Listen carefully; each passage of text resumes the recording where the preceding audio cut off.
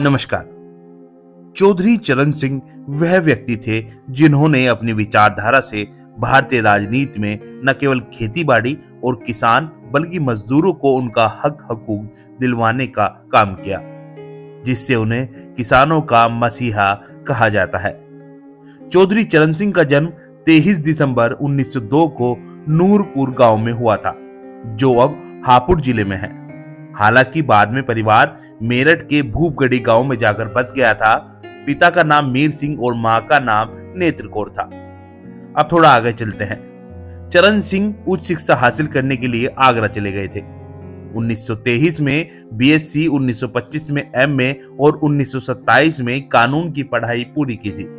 इसी दौरान 25 जून 1925 को गायत्री देवी से उनका विवाह हो गया था। चौधरी चरण सिंह ऐसे वक्त में बड़े हुए जब देश में आजादी की लड़ाई चरम पर पहुंच रही थी।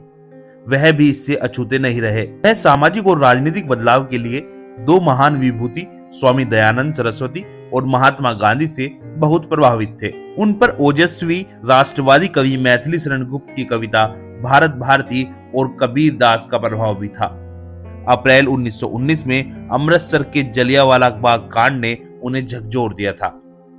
चौधरी चरण सिंह ने पेशेवर सामाजिक और राजनीतिक जीवन की शुरुआत करीब एक साथ ही की। तत्कालीन मेरठ जिले के गाजियाबाद शहर में उन्होंने दीवानी के मुकदमों से वकालत का काम शुरू किया।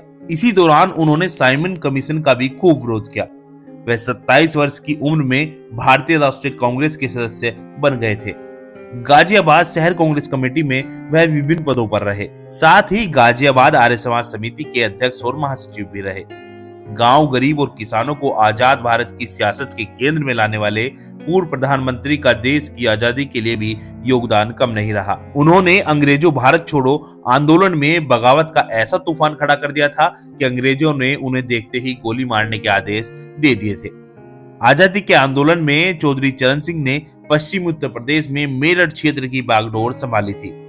भूमिगत होकर उन्होंने मेरठ, बागपत, गाजियाबाद, हापुड़ और बुलंदशहर के गांवों में क्रांतिकारियों का संगठन खड़ा कर दिया था और अंग्रेजी शासन की नींद उड़ा दी थी।